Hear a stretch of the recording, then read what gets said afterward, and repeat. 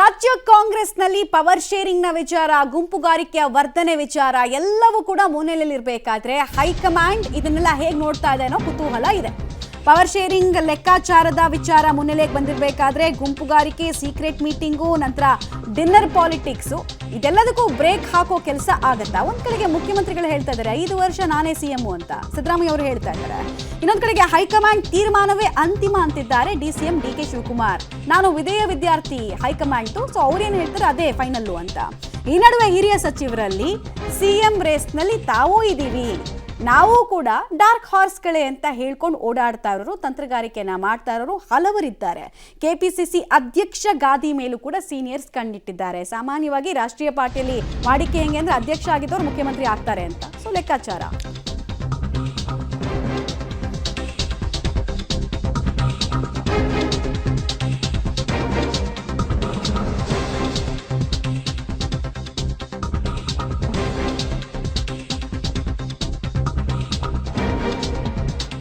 Power sharing ಲೆಕ್ಕಾಚಾರವನ್ನ ಕೊನೆಗಾಣಿಸುತ್ತಾ high command.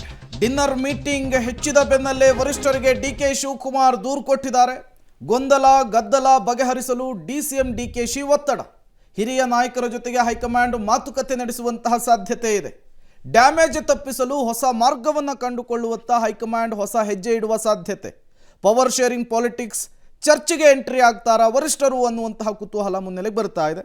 ಒಟ್ಟಾರೆಯಾಗಿ ಕಾಂಗ್ರೆಸ್ ಮನೆಯಲ್ಲಿ ಬೂದಿ ಮುಚ್ಚಿದ ಕೆಂಡದಂತಿದ್ದ ಬಣ ಸಂಘರ್ಷ, ಆಂತರಿಕ ಯುದ್ಧ ಈ ಡಿನ್ನರ್ ಪಾಲಿಟಿಕ್ಸ್ನಿಂದ ಮುನ್ನೆಲೆಗೆ ಬರ್ತಾ ಇದೆ. ರೈಟ್, ಡೀಟೇಲ್ಸ್ ಕೊಡ್ತಾರೆ. ನೇರ ಸಂಪರ್ಕದಲ್ಲಿ ಜಾಯಿನ್ ಆಗ್ತಾ ಇದ್ದಾರೆ ಸುಕೇಶ್. ಪದೇ ಪದೇ ಡಿ ಕೆ ಶಿವಕುಮಾರ್ ಅವರು ಹೈಕಮಾಂಡ್ಗೆ ಹೋಗ್ತಾರೆ ಮತ್ತು ಈ ಎಲ್ಲ ಮೀಟಿಂಗ್ಗಳಿಗೆ ಬ್ರೇಕ್ ಹಾಕ್ಸ್ಬಿಟ್ಟು ಬರ್ತಾರೆ. ತಮ್ಮ ವಿಟೋ ಪವರ್ ಅನ್ನು ಎಷ್ಟು ಅಂತ ಬಳಸ್ಕೊಳ್ತಾರೆ. ಇಲ್ಲಿರುವಂತಹ ಶಾಸಕರ ಮೇಲೆ ನಿಯಂತ್ರಣ ಈ ಮೂಲಕ ಸಾಧ್ಯ ಇಲ್ಲ ಅನ್ನುವಂತಹ ಮಾತು ಪದೇ ಪದೇ ಕೇಳಿ ಬರ್ತಾ ಇದೆ. ಇಷ್ಟು ಕಾಂಪ್ಲಿಕೇಟೆಡ್ ಸಿಚುವೇಶನ್ ಅಲ್ಲಿ ಹೈಕಮಾಂಡ್ ತೆಗೆದುಕೊಳ್ಳುವಂತಹ ನಿರ್ಧಾರ ಏನು ಅನ್ನೋದು ಕುತೂಹಲ. ಮಮತಾ, ಒಂದು ಸ್ಪಷ್ಟ, ಶಾಸಕರ ಬಲಾಬಲ ಏನು, ಯಾರ್ದು ಯಾವ ಕಡೆಗಿದೆ ಅನ್ನುವಂಥದ್ದು ಅಂಥ ಪರಿಸ್ಥಿತಿ ಬಂದರೆ ಬಹುಶಃ ಬಲ ಪ್ರದರ್ಶನಗಳನ್ನ ನಡೆಸ್ಬೋದು. ಆದರೆ ಸದ್ಯಕ್ಕೆ ಇವರಿಗಿರುವಂಥ ಸವಾಲು ಪವರ್ ಶೇರಿಂಗ್ ವಿಚಾರದಲ್ಲಿ. ಇನ್ ಕೇಸ್ ಪವರ್ ಶೇರಿಂಗ್ ಆಗೋದೇ ಹೌದಾದರೆ ಯಾರ್ಯಾರು ಬರ್ಬೋದು ಕಾಂಪಿಟೇಷನ್ಗೆ ಅಥವಾ ಯಾರ್ಯಾರು ಸ್ಪರ್ಧಿಗಳು ನನ್ನ ಜೊತೆಗೆ ಅನ್ನುವಂಥ ವಿಚಾರದಲ್ಲಿ ಡಿ ಕೆ ಶಿವಕುಮಾರ್ ಆತಂಕತೆ ನೋಡಬೇಕಾದಂಥ ಪರಿಸ್ಥಿತಿ ಇರುವಂಥದ್ದು. ಯಾಕಂದರೆ ಸಿದ್ದರಾಮಯ್ಯ ಅವರ ನಂತರ ಡಿ ಕೆ ಶಿವಕುಮಾರ್, ಇದು 2.5 ವರ್ಷದ ಒಂದು ಸಮಯ ನಿಗದಿಯಾಗಿದೆ ಅನ್ನುವಂಥ ಏನೇ ಮಾತುಗಳು ಕೇಳಿ ಬಂದರೂ ಕೂಡ ಸಿದ್ದರಾಮಯ್ಯ ಅವರು ಸಿ ಎಂ ಸ್ಥಾನದಿಂದ ಇಳಿಯುವಂಥ ಪರಿಸ್ಥಿತಿ ಬಂದರೆ ಖಂಡಿತವಾಗಿ ಅಷ್ಟು ಸುಲಭವಾಗಿ ಡಿ ಕೆ ಶಿವಕುಮಾರ್ ಅವರಿಗೆ ಅವಕಾಶ ಸಿಗುತ್ತೆ ಅನ್ನುವಂಥ ಪರಿಸ್ಥಿತಿ ಸದ್ಯಕ್ಕಂತೂ ಕಾಂಗ್ರೆಸ್ನಲ್ಲಿ ಇದ್ದಂತೆ ಕಾಣಿಸ್ತಾ ಇಲ್ಲ.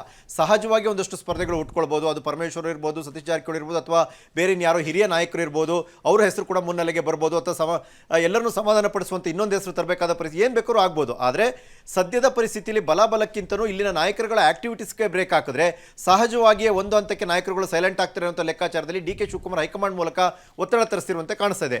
ಅಥವಾ ಅದನ್ನು ಓಪನ್ ಆಗಿ ಹೇಳುವಂಥ ಸಮಯ ಬಂದಿದೆ, ಈಗ ಇನ್ನಿಂತಿಷ್ಟು ಸಮಯಕ್ಕೆ ಮಾತ್ರ ಸಿ ಎಂ ಇರ್ತಾರೆ, ಆನಂತರ ಬದಲಾವಣೆ ಆಗುತ್ತೆ ಅಂತನೋ, ಅಥವಾ ನಮ್ಮಲ್ಲಿ ಏನು ಮಾತುಕತೆ ಆಗಿದೆ ಆ ಸಂದರ್ಭದಲ್ಲಿ ಅಂತನೋ, ಏನೋ ಒಂದನ್ನು ನಾಯಕರುಗಳ ಮುಂದೆ ಹೇಳಿ ಅನ್ನೋಂಥ ಒತ್ತಡದ ಪರಿಸ್ಥಿತಿ ಕ್ರಿಯೇಟ್ ಆಗಲಿ ಅನ್ನೋ ಹಂತಕ್ಕೆ ಬಂದು ನಿಂತಂತೆ ಕಾಣಿಸ್ತಾ ಇದೆ. ಹಾಗಾಗಿ ಏನಾಗಬಹುದು ಅನ್ನೋ ಕುತೂಹಲ. ಆದರೆ ಅನಿವಾರ್ಯವಾಗಿ ಡಿ ಕೆ ಶಿವಕುಮಾರ್ ಅವರಿಗೆ ಹೈಕಮಾಂಡ್ ಮೂಲಕ ಒತ್ತಡವನ್ನು ಹಾಕಿಸುವಂತಹ ಮತ್ತು ಇಲ್ಲಿನ ಆಕ್ಟಿವಿಟೀಸ್ಗಳಿಗೆ ಬ್ರೇಕ್ ಹಾಕಿಸುವಂಥ ಪರಿಸ್ಥಿತಿ ಅಂತೂ ನಿರ್ಮಾಣ ಆದಂತೆ ಕಾಣಿಸ್ತಾ ಇದೆ ಮಮತಾ. ಓಕೆ, ಹಾಗೆ ಸಂಪರ್ಕದಲ್ಲಿರಿ ಸುಕೇಶ್. ಒಟ್ಟಿನಲ್ಲಿ ಇಷ್ಟು ದಿನ ಶಾಲೀನತೆಯಲ್ಲಿ ನಡೀತಾ ಇದ್ದಂತಹ ಹೋರಾಟ ತೊಡೆ ತಟ್ಟೋ ತನಕ ಬರುತ್ತಾ ಅನ್ನೋದು ಪ್ರಶ್ನೆ.